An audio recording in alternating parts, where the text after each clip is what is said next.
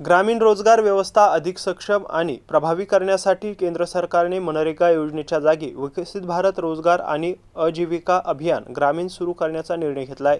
या अभियानाचा जिल्हास्तरीय शुभारंभ 2 जुलै रोजी छत्रपती संभाजीनगरमध्ये होणार असून जिल्ह्यातील 9 तालुक्यातील निवडक गावांमध्ये जनसंमेलने आयोजित करण्यात आली आहे। या अभियानातून ग्रामीण रोजगार आणि आजीविकेला चालना देण्याचा प्रयत्न केला जाणार असल्याची माहिती यावेळी देण्यात आली आहे। जिल्हा परिषदेच्या सर्वसाधारण सभेत ग्रामीण भागातील विकास कामांसाठी राखीव असलेल्या उपकर निधीचा वापर नव्या प्रशासकीय इमारतीच्या उभारणीसाठी करण्याचा प्रस्ताव चर्चेला आला।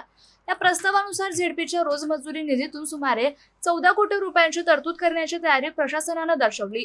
मात्र या निर्णयाला विरोधी सदस्यांसह सत्ताधारी गटातील काही सदस्यांनीही कडाडून विरोध केला।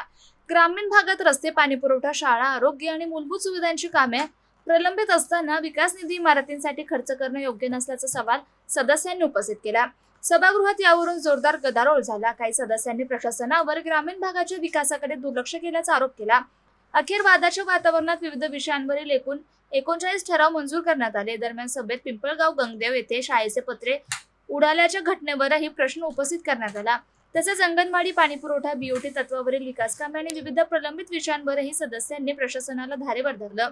जिल्हा परिषदेच्या सभेत ग्रामीण विकास निधीचा वापर आणि प्राधान्यक्रम यावरून पुढील काळातही राजकीय वाद अधिक तीव्र होण्याची चिन्हे दिसत आहेत।